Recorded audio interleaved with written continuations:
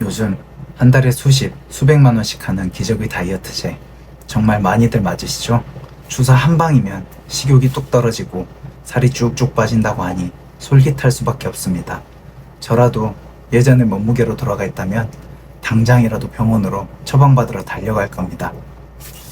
그런데 말입니다.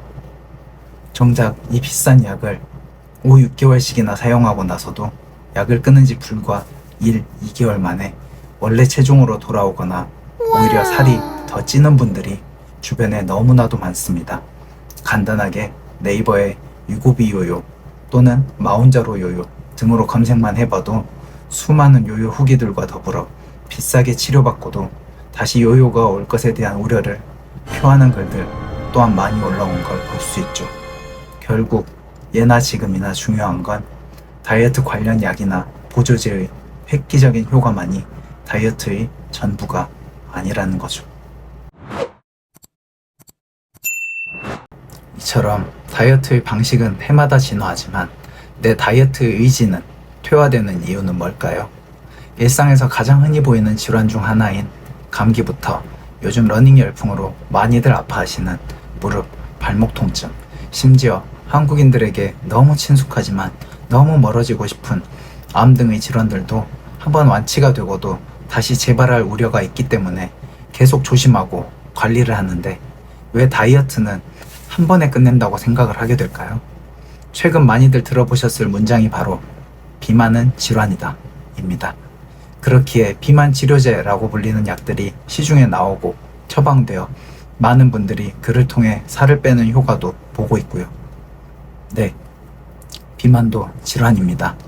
그렇기에 우리는 살을 빼고 나서도 다른 질병들을 대하듯이 지속적인 주의와 관리가 필요한 것이죠.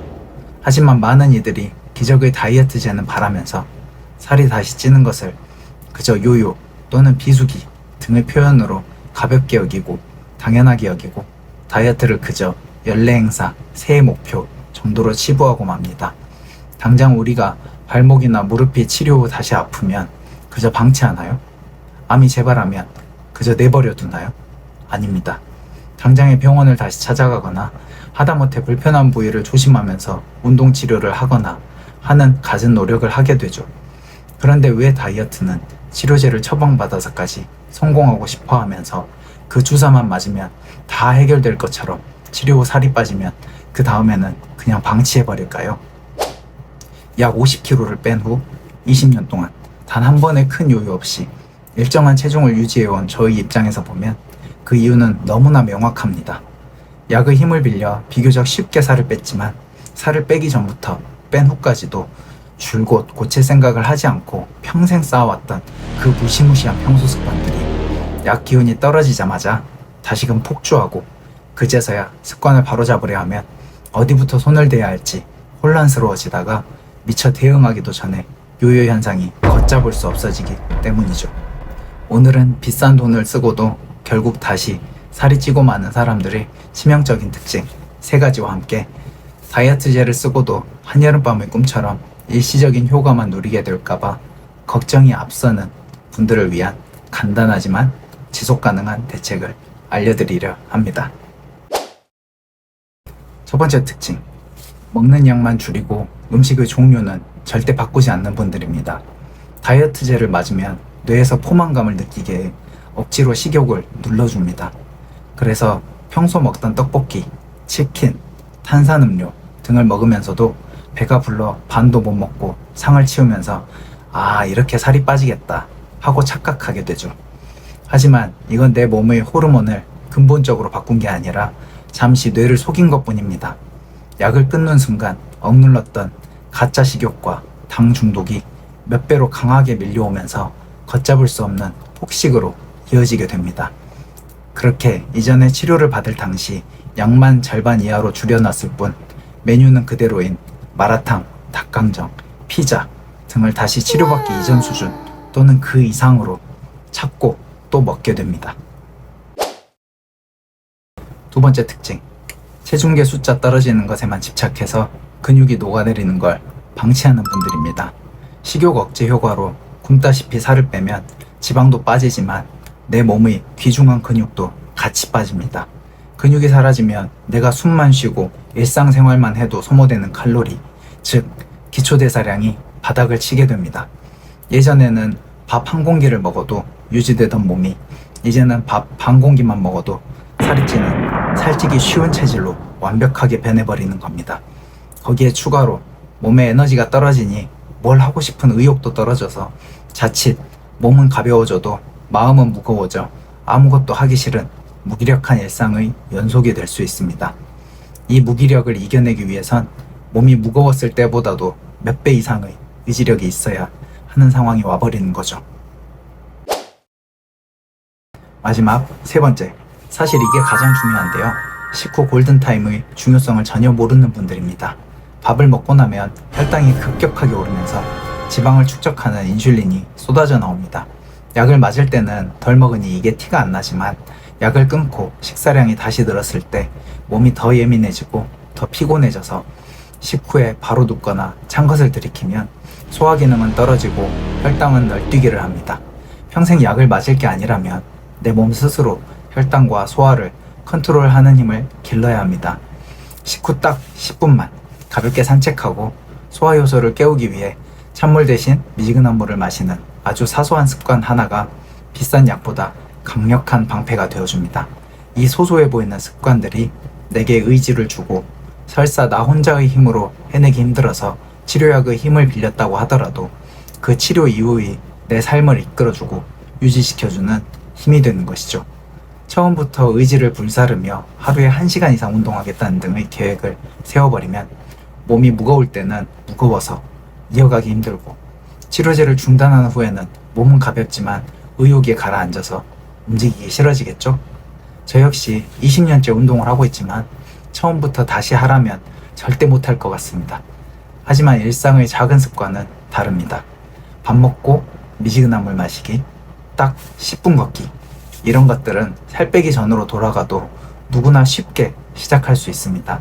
그러니 작은 습관부터 그렇게 쌓이는 습관들이 쌓이고 쌓여서 가벼운 산책 10분이 끝나갈 즈음 오늘은 날도 좋으니 1분만, 아니 5분만 더 걸어볼까가 되기도 하고, 밥 먹은 직후 찬 것을 마시는 대신 미지근한 물이나 차를 마시는 습관이 쌓여서 달달하고 차디찬 음료들을 점점 멀리하는 습관이 되어갈 겁니다. 이러한 일상의 점진적인 변화들이 치료제를 쓰지 않는 시기에도 나의 잔잔한 일상의 활력과 관리에 대한 의지력을 지켜주고 이어가게 도와줄 것입니다. 제가 다이어트를 하고 유지어트를 해온 약 20여 년의 시간들 속에는 다이어트 주사라는 일종의 치트키가 없었기에 더 많은 노력과 시행착오가 필요했지만, 여러분이 살고 계신 이 시대에는 그 치트키가 존재하고 도움이 필요하신 분들은 얼마든지 그 치트키의 힘을 잠시 빌릴 수 있으니 얼마나 좋은가요? 그 힘이 확실하고 내게 해롭지 않다면 충분히 그 치트키의 힘을 잠시 빌리는 것도 좋겠죠. 하지만 그 치트키는 평생 노력 없이 살을 빼주는 요술 지팡이가 아닙니다. 내 몸이 올바른 습관을 잡을 수 있도록 잠시 도와주는 보조바퀴일 뿐입니다. 보조바퀴를 떼고 나서도 넘어지지 않으려면 결국 내 생활습관이라는 자전거 페달을 스스로 밟아야 합니다. 여러분들도 아시다시피 이런 요요 문제는 비단 주사 치료제만의 사례가 아닙니다. 각종 다이어트 보조제들을 통해서도 늘 불거져 오던 문제죠. 어떻게 보면 요요 현상은 단순한 부작용이라기보다 다이어트 과정에서 피하기 어려운 운명 같은 것입니다. 다만 그 요요를 어느 선에서 방어해내고 어렵사리 얻은 결과를 지켜가느냐, 바로 이게 관건인 것이죠. 다이어트제는 가벼워지고 싶은 내게 잠시 힘을 빌려줄 뿐입니다. 날씬해진 몸을 평생 지켜내는 건 결국 나 자신의 몫입니다. 치료제의 힘이 사라진 후에도 가볍고 잔잔한 일상을 지켜내는 방법, 기본은 내 일상의 습관을 고치는 것입니다. 하지만 필요하다면 그 습관을 단단하게 잡아줄 건강한 식품의 힘을 함께 빌리는 것, 그것이 평생 약에 의지하지 않고도 건강과 몸무게라는 두 마리 토끼를 다 잡는 진짜 비결 아닐까요? 이런 습관들이 잘 잡혀 있다면 단언컨대 자신에게 부작용이 없는 다이어트 주사, 알약, 그보다 저렴한 다이어트 보조제들, 아니 훨씬 저렴하고 부작용도 적은 단순한 식품으로도 충분히 다이어트와 그 후 유지까지 이어갈 수 있습니다. 그리고 제가 바로 그 살아있는 증거고요. 저는 어려서부터 스스로 콤플렉스라 생각하는 부분들에 있어서 개선하기 위해 여러 작은 습관들을 지속해왔습니다. 콧구멍 좁히기, 앞니 간격 좁히기, 턱선 갸름하게 하기 등등 말이죠. 하지만 이런 것들을 해보신 분들은 아시겠지만 사실 이런 습관들은 제 콤플렉스를 그리 크게 개선시켜주지 않았습니다. 하지만 그 와중에 저 스스로를 남들의 눈에까지 띄게 할 정도로 개선시켜준 작은 습관들 중 몇 가지가 바로 이 다이어트와 그 후 유지어트를 지속시켜준 소소한 루틴들이었습니다. 그 루틴들이 있었기에 이런저런 다이어트 방법들이 새로 생겨나서 호기심에 시도해볼 때도 그 안에서 제게 맞는 효과들만 쏙쏙 취하거나 효과가 없어도 얼른 원래 자리로 돌아올 수 있었죠.